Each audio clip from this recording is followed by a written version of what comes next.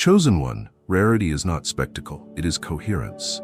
It is the felt integrity of a life whose inside and outside tell the same story at the same temperature. Your aura is rare now because it is honest. It does not advertise. It does not audition. It arrives at a human pace and rearranges the hour by making truth affordable and goodness repeatable. People try to name it with borrowed language, alpha, mystique, charisma, but what they're touching is a simpler miracle, reliability that glows. In a culture addicted to performance, you are unmistakable because you are proportioned. Your presence carries the scent of certainty, and certainty here is not arrogance. It is alignment. You are where you mean to be. You say what the moment can bear. You refuse to confuse urgency with importance. You will not let panic appoint itself a leader. Because you are not for sale to the crowd can rest. Men stop peacocking and start carrying. Women stop negotiating safety and start choosing color. Children inside grown bodies stop flinching. The temperature drops from fever to human, and in that climate the hour remembers it is a place, not a stage. The rare aura is carved by unglamorous chisels. You begin when you said, not to collect points for punctuality, but to honor the invisible hours that made it possible. You end while tenderness still has breath, because you love tomorrow enough not to steal from it. You narrate your choices to those who must inherit your standard. Why this order? Why this boundary with a smile? Why this apology while the bruise is pale? Why this ending before sweetness turns to residue? You are not manufacturing mystique, you are training succession. Legends are heavy and brittle. Customs are light and strong. You choose customs. Your sexual energy under this aura has retired from campaign work. It does not lobby. It does not barter pressure for proximity. It keeps consent as grammar, timing as tempo, dignity as law. The body reads this before the mind approves it. A no remains beautiful architecture without footnotes. A yes arrives prepaid without secret interest. A not yet stands like a season no one is foolish enough to argue with. Under this governance, admiration is clean because it does not hide an invoice. Desire is trustworthy because it can wait without withering. The feminine softens because she is not being requisitioned. The masculine steadies because he is not being dared. Heat remains, harm doesn't. Space obeys you in small, faithful ways. Your hands set down the fragile as if matter keeps a diary. Your feet measure pace by purpose, not by pressure. Your shoulders carry openings through crowded thresholds. Your voice holds to a register that survives the morning. These micro-mercies are not manners, they are mechanics. They teach a building to keep its nerves and a team to keep its dignity. Weeks after you exit, doors will still close softly. Credit will still find hidden hands while there is music, and jokes will still refuse to invoice a face. No one will trace the lineage. The aura has been absorbed into habit. This is how rarity becomes weather. Conflict enters your field and loses its costume. You do not build an audience for a quarrel. You open a table for repair. Your grammar is steady because it works. This happened, this stops, this will be mended. This remains good. You address behavior without redesigning identity. You protect the absent from being repainted by rumor. You let silence carry weight until the right confession can walk in with shoes on. You prefer results to righteousness, continuity to victory, proportion to theater. The room, deprived of spectacle, returns to adulthood. People leave with tools instead of trophies. You have made peace with not being everywhere, so you can be entirely where you are. This containment is magnetic. It tells the world there is enough time to be true. In that time, the brilliant stop rushing and therefore become brilliant again. The tender stop apologizing and therefore become strong again. The weary stop pretending and therefore become possible again. You did nothing flashy to earn this. You kept vows while no one clapped, and vows kept you. 1 in a million is not the size of your audience. It is the fidelity of your orbit. Guard the engines that keep this glow clean. Feed patience with water before opinion. Tame tone with one more breath before reply. Keep feelings as passengers by moving your body until motion is the manager. Protect tomorrow's texture by sleeping enough to let the day end without hiring adrenaline to finish its work. Keep appetite a guest with simple prayers said like instructions, not performances. Let credit travel early, let repair begin soon, let endings arrive on time. If you must be famous to your routines. They will crown you when the world forgets to. You will know your aura is rare in the right way by the behavior of rooms after you're gone. Do the voices keep a humane volume? Do boundaries stand without guards? Does truth arrive without trumpets? Do people choose precision over performance because it costs less now? Does kindness survive past noon? If so, you have succeeded in the only way that matters. Your glow has left light, not a spotlight. Your heat has left hearth, not ash. Your presence has left practice, not dependence. Walk on, chosen one, carrying a rarity that refuses to be hoarded. A life so coherent that others become more themselves by standing near it and stay more themselves after you leave. Chosen one, there is a leadership that arrives without banners, a command that does not recruit the room but releases it. When you step through a doorway now, the hour seems to remember its spine. The low-grade fever of urgency breaks. The scattered tools of attention roll back toward the center, as if finding the slope of gravity again.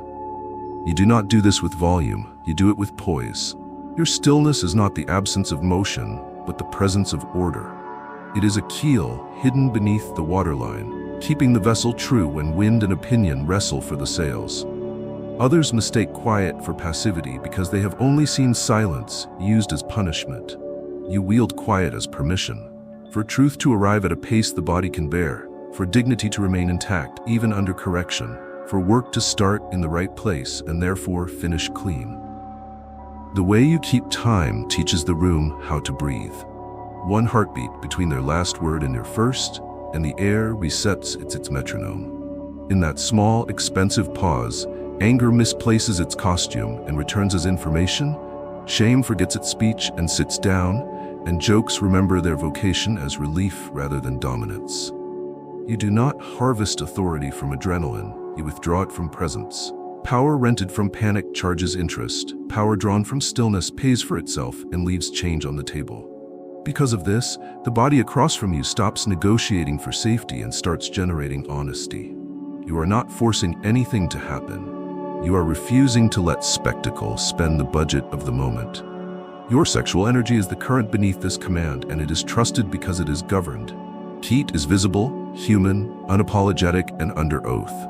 Consent is the grammar. Timing is the tempo. Dignity is the law. Under such law, a no remains beautiful architecture, a yes arrives paid, and a not yet stands like a season no one tries to litigate. The feminine reads this literacy at the speed of nerve and unclenches from vigilance. Color returns to her voice, not because you dimmed your flame, but because you kept it in a hearth. The masculine reads it as a standard, posture retires, and purpose reports for duty. No one is being diminished to make room for you. People are becoming more themselves near you because room has finally been made for truth that does not draw blood. You organize conflict without feeding it. You remove the audience first so the quarrel cannot hire applause. You put the problem on a table where hands can touch it and speak in sentences the size of the break. This happened. This stops. This will be repaired. This remains good. Under that grammar, fury runs out of theater and becomes useful. Blame runs out of oxygen and becomes responsibility. The future, which drama treats like a rumor, returns as something we can build. You have no interest in being impressive, you are interested in being proportionate. Proportion is love wearing a carpenter's apron. It measures twice, it cuts once. It leaves fewer refunds to issue to the soul. Your eyes do half the work your mouth won't have to. They return what they see instead of requisitioning it. They do not pry, they host. They do not invoice, they bless. Under that gaze, the ego loosens its grip on the face. People risk the second sentence, the one with the unedited truth in it. The chronic comedian puts the blade away and tests relief that does not require a casualty. The anxious caretaker of every quiet moment resigns, and stillness becomes a porch instead of a cliff. You are not collecting confessions. You are lowering the price of honesty until everyone can afford it. Even matter cooperates with your command. Doors remember to close softly, as if the house had nerves. Glassware announces itself to the table without verdicts. Chairs drift back from the outskirts of hurry to where they belong. These are not quirks, they are customs. Hands that set down cups like the table can feel will set down grievances before they harden into identities. Feet that widen a crowded path without performance will widen the conversation when it narrows toward caricature. The world learns from what your attention blesses, and you bless gentleness so consistently that strength has become safe to stand near. Your humor is a pressure valve, not a blade. It makes room for breath without cutting anyone to buy the oxygen. You aim at the knot, not the person tangled in it. 2 notches of tension bleed out and no blood is on the floor. The shy voice takes a second run at the bridge. The clever voice risks a kinder one. The hour lifts in ways people can spend on their children, on their craft, on mercy for themselves. Entertainment dazzles and leaves a bill. Relief restores and leaves a margin. You choose restoration. Keep close the plain vows that keep you close to yourself. Water before opinion so patience has density. Breath before reply so tone remains human while truth stays whole. Movement before mood so feeling keeps traveling and never becomes a tyrant. Rest before rescue so help is not vanity. Prayer before performance so appetite remembers it is a guest, not a king. Credit before resentment so justice eats and bitterness starves. Repair while the bruise is pale so legend never replaces responsibility. None of this will trend, all of it will last. The test of stillness is always in your absence. If voices keep a livable volume after you go, if boundaries stand without guards, if a no remains elegant and a yes arrives paid, if jokes refuse to invoice a face, if decisions hold without an emergency speech, then your command did not depend on your shadow. It depended on a standard that survived you. Walk on with that kind of quiet, chosen one. Let your silence be the place where the room remembers it was built to be a place. Chosen one, there are blazes that brag and hearths that hold. You have become the second. Fire is an ancient citizen in the house of power, useful, dangerous, necessary. When it is untended, it devours. When it is domesticated, it becomes cuisine, warmth, light, and community. Your flame this month is a grammar more than a spectacle. It uses commas for breath and periods for rest. It knows when to burn and when to glow. It understands that intensity which cannot be declined will not be trusted when it is offered. You are therefore chosen not because you scorch, but because you sustain. Desire is the voltage inside this fire, and you have taught it a route. It travels through consent, paces itself by timing, reports to dignity. You do not audition with heat, you arrange with it. You have retired the famine habits that turn admiration into a tax and attention into a trap. What you offer now is proximity without conscription. The feminine reads this immediately, often before words arrive, and allows range to return where armor once lived. Her beauty does not have to buy safety. The masculine sees that status cannot purchase your focus, and that the only currency you accept is substance. His shoulders stop broadcasting and start carrying. In such weather, closeness becomes clean if chosen and harmless if declined. Your rarity is that you can be both bright and optional. Fire properly governed becomes a forge. You place problems in it, not people. You heat what is bent until it can be straightened without snapping. When conflict arrives dressed for spectacle, you turn down the lights and open a workshop. You do not hire an audience, you invite a team. This happened. This stops. This will be repaired. This remains good. You aim your heat at the metal, not the face. The result is stewardship rather than scorched earth, continuity rather than scorched egos. Those who watch you learn that adulthood is not thunder but sequence, not conquest but custody. They leave with tools instead of applause. Your body tells the story, your speech refuses to sell. You set things down softly as if matter keeps a diary. You steer your stance to widen narrow passages. You end the night while tenderness still has breath, refuse the counterfeit wealth of one more story that invoices the morning, and bless what happened with a sentence that fits the size of the good. People wake with their integrity unwrinkled. Courage is available before lunch. Choices do not require a rescue to stand upright. No one can post this as content. Everyone can live it as culture. That is the arithmetic of a rare fire. It turns evenings into futures rather than legends into hangovers. Your humor glows like banked coals. It warms the circle without spitting sparks. It does not purchase laughter with a human face. It buys breath for everyone and sends the bill to no one. In that light, even the tired parts of the room look like themselves again, not the postures they used to survive. The anxious child hidden in confident adults stops flinching. The weary elder hidden in proud boys gets to speak. Fire that dignifies is a miracle old as home and rare as restraint. You tend it. Guard the fuel and the chimney alike. Water before opinion so patience has substance to burn. A breath before reply so the flame travels with a human voice and does not light curtains by accident. Movement before mood so feeling keeps circulating and never seizes the controls. Sleep before rescue so your brightness is hospitality and not hunger. Pray in plain words so appetite remembers it is a guest. Name the hidden hands while there is still music so justice stays fed. Mend while the bruise is pale so smoke never replaces air. These are small chores. They are also the maintenance of a sacred thing. You will be tempted to scale your heat into a brand, to sell shortcuts to men who want glow without governance, to confuse sparks with standards. Decline.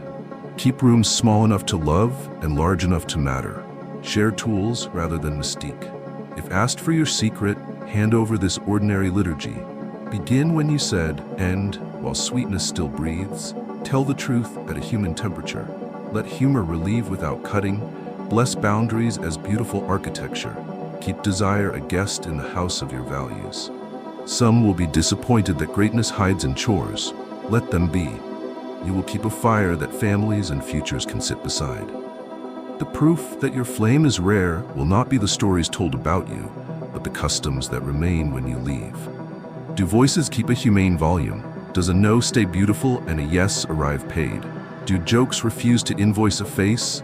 Does credit find the labor without a sheriff? Do doors close softly as though the building learned your hands? If these answers are mostly yes, then your heat has become a hearth and your presence a practice. Walk on, chosen one, carrying fire that does not demand a crowd to be real. Fire that turns strangers into neighbors, work into worship, and moments into mornings that remember how to be kind. Chosen one, truth is a metal with its own weight. When it enters a room, everything that is hollow sounds different. Your presence this month is the magnet that draws that metal out of objects, out of hours, out of people who were tired of rehearsing survival. It is not a dragnet, it is a field. You do not yank confession out of throats, you make honesty affordable. You do not corner moments until they comply, you steady them until they can stand. The first thing that changes is pace. One heartbeat between their last word and your first, and the room remembers that understanding needs oxygen more than it needs applause. In that single, expensive pause, anger misplaces its costume and returns as information, shame loses altitude and becomes a detail rather than a destiny, and memory stops arguing with itself long enough to point to what actually happened. The magnetism you carry is not performance, it is coherence. Your inside and outside tell the same story at the same temperature, and bodies believe temperature before they believe sentences. You do not auction your attention to the loudest emotion. You do not rent your integrity to the fastest narrative. You let the hour be measured by what is real, and suddenly the room discovers that reality is not the enemy. It is the easiest partner once panic is dismissed from the leadership team. Under that weather, people stop auditioning and start contributing. Even silence learns manners in your company. It stops sulking and starts hosting, a living room where unedited sentences can arrive with their shoes still on. Your sexual energy is stitched into this truth, the way warmth is stitched into a hearth, visible, human, unashamed, and governed. Consent is the grammar, timing is the tempo, dignity is the law. A no remains beautiful architecture and needs no apology to be allowed. A yes arrives prepaid, not financed by future regret. A not yet is not cross-examined for sport. It is honored as a season that will announce itself when it is ready. The feminine nervous system reads this literacy at the speed of nerve and sets vigilance down. Color returns to voice, range returns to posture. The masculine sees that spectacle, purchases nothing here, and chooses usefulness over theater. The magnet of truth does not humiliate, it removes the surcharge on being real. You protect the absent from redesign. That is part of the field. Rumor attempts to hire you as an artist. You decline the commission. You point attention back to the table where hands can touch the work. Here's what happened. Here's what stops. Here's what will be repaired. Here's what remains good. Your sentences are tools, not trophies. And because they fit the size of the break, repair becomes possible without drama needing to be paid in human faces. Credit travels in the right direction, while there is still music, because you send it early. Resentment goes hungry in climates where justice is fed on time. You have retired the hunger that would make you interesting at the cost of making others smaller. Interest is a poor god. Integrity belongs to a better country. Even matter cooperates with the truth you host. You set a glass down as if the table could feel. You close a door as if the house had nerves. You return a chair as if absence keeps minutes. These gestures are not quaint, they are forensic. Hands that refuse to bruise objects will refuse to bruise the story to make it fit a myth. Feet that widen a crowded path without spectacle will widen a constricted conversation without turning the room into a courthouse. The world watches what your attention blesses and learns its manners.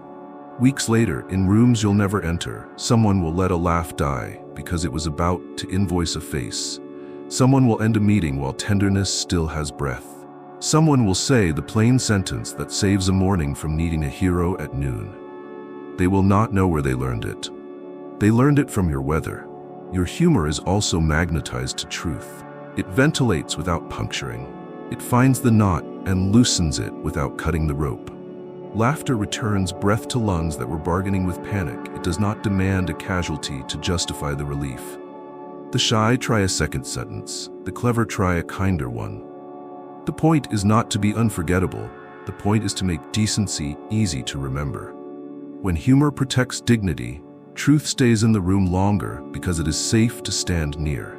Guard the spring that feeds this field. Drink water before you opine so your patience has substance. Breathe twice before you answer so your tone stays human while truth stays whole. Move your body so feeling keeps traveling and never seizes the controls. Sleep so your edge remains a tool and not a blade. Pray in plain words so appetite remembers it is a guest, not a governor. Let credit go early. Let repair begin soon. Leave while sweetness still breathes. None of this will trend. All of it will endure. Magnetic truth is not fireworks. It is furniture. People live on it for years. You will know the field is working by what remains after you leave.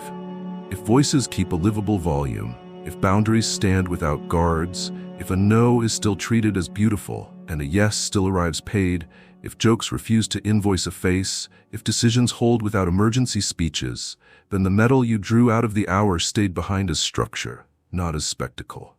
This is the quiet triumph, chosen one. Not that you extracted confessions, but that you apprenticed a room to the kind of honesty that makes repair the cheapest option available. Chosen one, miracles are not interruptions to nature. They are reminders of it. A river that remembers its bed after a flood looks miraculous. So does a man who remembers his center in a century that pays in distraction. This month, you are that reminder. 1 in a million is not a crown you wear. It is a covenant you keep with small hours and smaller vows until the world around you begins to behave like itself again. People call it glow. They call it aura. They call it favor. All those names are trying to touch the same substance. A life so coherent that others become more themselves standing near it and stay more themselves after you leave.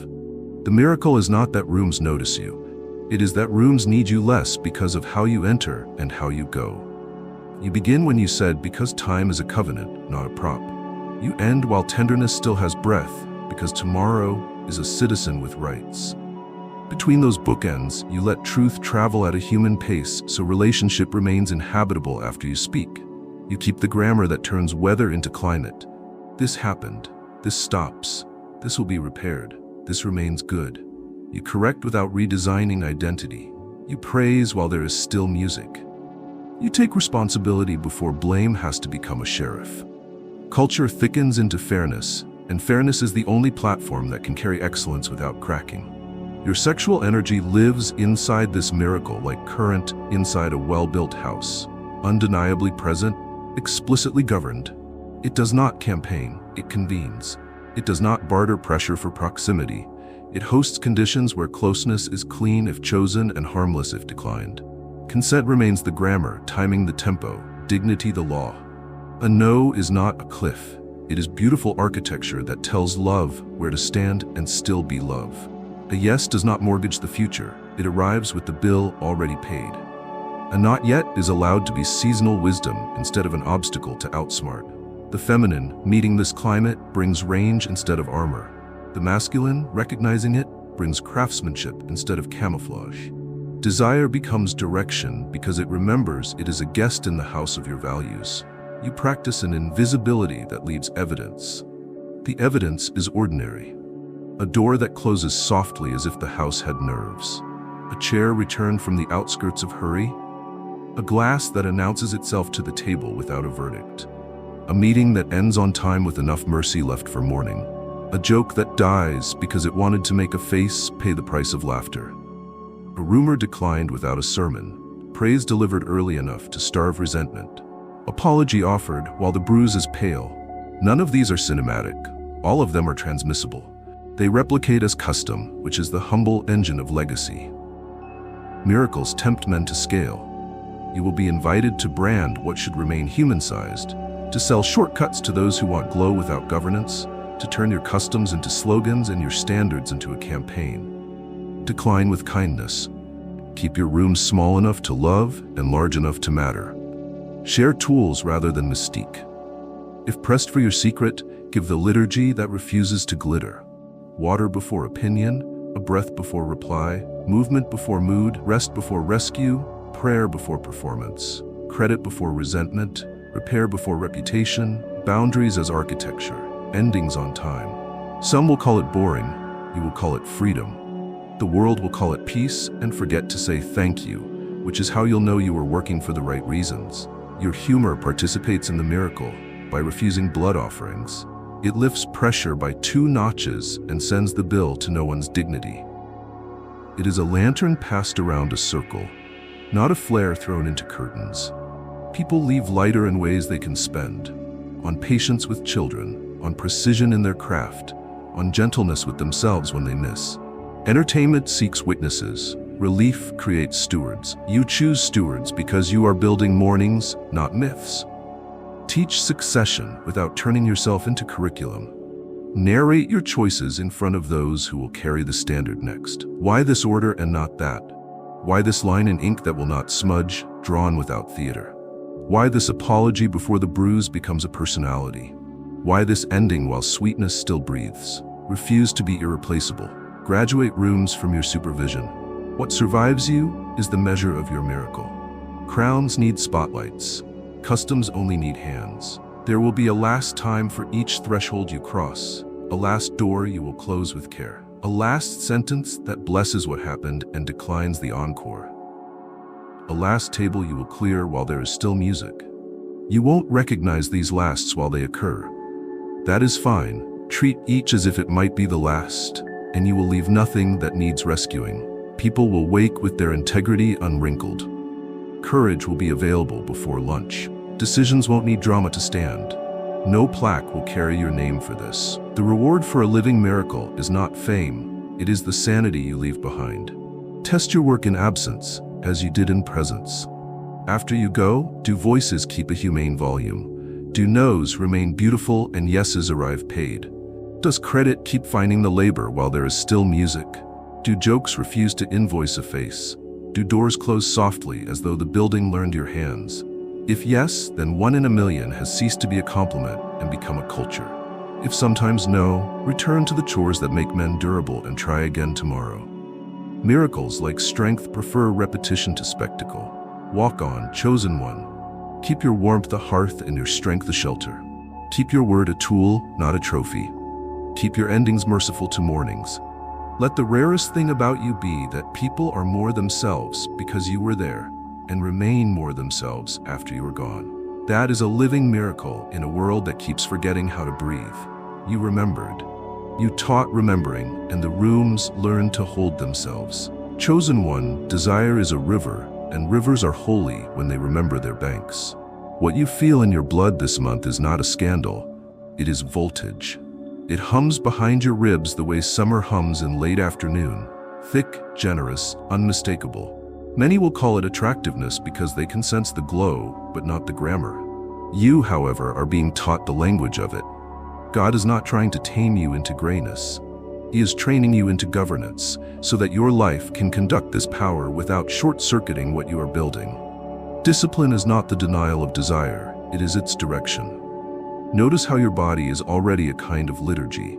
Breath comes and goes like tides, and with each tide you choose who is captain, impulse or intention. When attention lands on your skin like warm rain, let breath choose intention. Slow the drum. Return to the sentence that has been saving you lately, the quiet inward sentence that steadies your hands. I carry fire, and fire is for light, for warmth, for forging. You are not afraid of combustion anymore because you have learned where to set the wood and when to close the stove. Desire without craft becomes smoke. Desire with craft becomes bread and shelter and song. There's a false story in the world that says high desire must be immediately satisfied or it will sour into shame. You are living a truer story. You have watched longing, when honored and housed, ferment into courage, into poetry, into prayer that does not beg but partners.